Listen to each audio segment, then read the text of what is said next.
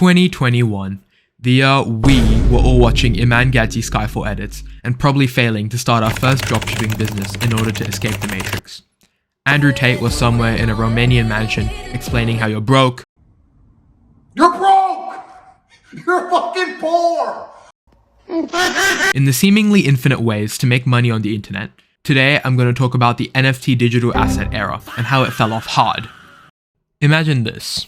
Some guy on Twitter just sold a JPEG of a rock for 1.3 million, Logan Paul is wearing a necklace with a cartoon ape on it, and everyone somewhere is trying to sell you a picture of a monkey. It was like everyone collectively lost their minds. So let's get into it. Okay, first, what actually is an NFT? For the people who successfully blocked this era from their memory.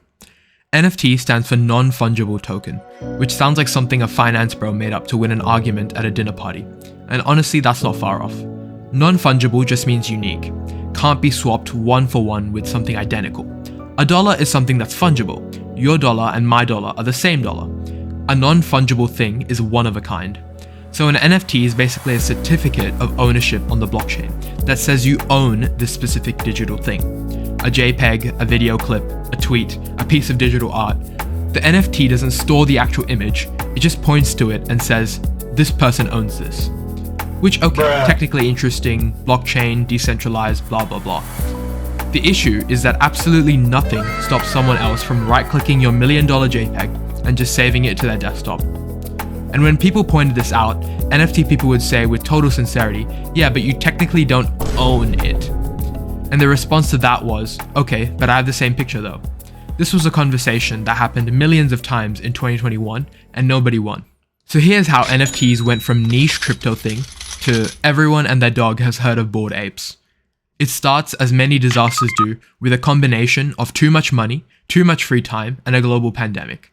2020 to 2021, everyone's at home, stimulus checks are landing, interest rates are basically zero, people are bored and slightly unhinged from isolation. The stock market is doing weird things, crypto is doing weird things, and suddenly this concept of owning digital art hits the internet at exactly the right moment. In March 2021, an artist called Beeple sold an NFT at Christie's, the fancy auction house, if you don't know, for $69 million. $69 million for a JPEG collage.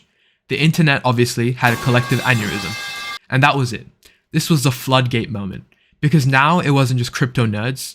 Now it was celebrities, athletes, brands, your barber, your cousin, and the one guy from school who was always trying to strike it big, getting in on the craze.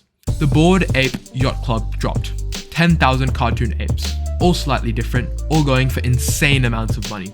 Celebrities started buying them as profile pictures, Eminem bought one, Jimmy Fallon bought one, Paris Hilton bought one, and talked about it on The Tonight Show in a conversation that still remains kind of painful to watch. Owning a Bored Ape meant you were in. It was a flex, it was a status symbol.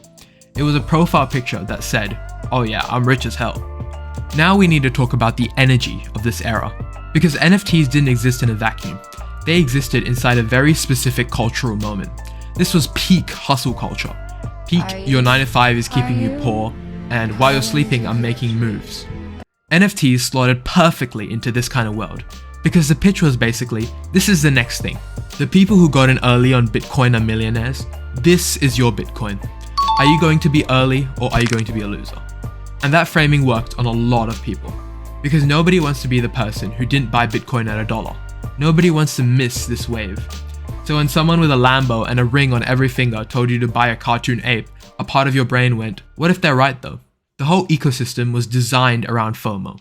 Limited collections, Discord servers with secret channels you only accessed if you held the NFT, utility, roadmaps, future promises of things that would make your token worth even more. It was a hype machine, and for about 18 months the hype machine worked, and then it didn't. Here's the thing about markets built almost entirely on vibes and speculation.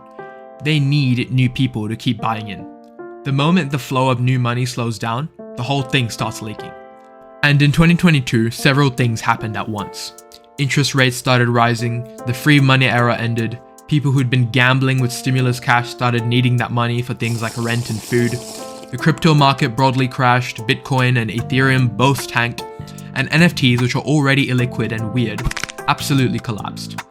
The Bored Ape that someone bought for 400k, worth maybe a few thousand now, if you could even find a buyer at all. And then, this is the part that really hurt, it turned out that a huge chunk of the NFT market had been fake the entire time. Wash trading. People buying their own NFTs to inflate the price, making the market look more active than it was. Studies came out showing that the vast majority of NFT trading volume was essentially people transacting with themselves. The celebrities who'd been promoting NFTs quietly deleted their tweets and moved on. Projects promised utilities and roadmaps and then just disappeared. The founders cashed out and vanished. This is called a rug pull in crypto slang, which is exactly what it sounds like. Someone pulling the rug out from under you. Turns out, this cartoon ape has value because we all agreed it has value, stops working the moment everyone stops agreeing. So where did all that money go? Mostly to the people who got in early and sold to the people who got in late. Which is, if you think about it, the oldest story in financial history. The tulip mania in the 1600s, the dot-com bubble, every speculative craze ever. The shape is always the same. New thing appears, early adopters win big, the story spreads, late adopters pile in, early adopters exit, late adopters are left holding something that's worth a fraction of what they paid. The technology didn't go anywhere. Blockchain is still a thing. Digital ownership is still a concept that people are working on. But the specific fever dream of cartoon apes and $69 million JPEGs is over. Here's the thing I actually want to say about the NFT era. It wasn't stupid because people fell for it. Human beings have been falling for versions of this since we invented money. The specific mechanism just changes over time, but the psychology ultimately remains the same. FOMO is real. And when everyone around you seems to be getting rich, it is hard to be the person who says, I don't think this makes sense. The NFT era was stupid because of the people who knew it was mostly hype and sold it anyway. The celebrities who took money to promote projects they'd never looked at, the founders who rug pulled and disappeared, the influencers running the Andrew Tate pipeline telling broke kids that cartoon apes were their ticket out. Those people knew what they were doing, and everyone else was just trying not to miss the boat. Anyway, the boat sank, and it turns out that your right click was actually right all along. I think ultimately this whole thing illustrated the importance of not just following the hive mind, but just being able to think for yourself and to understand that things which don't have any fundamental value won't actually make any money in the long run.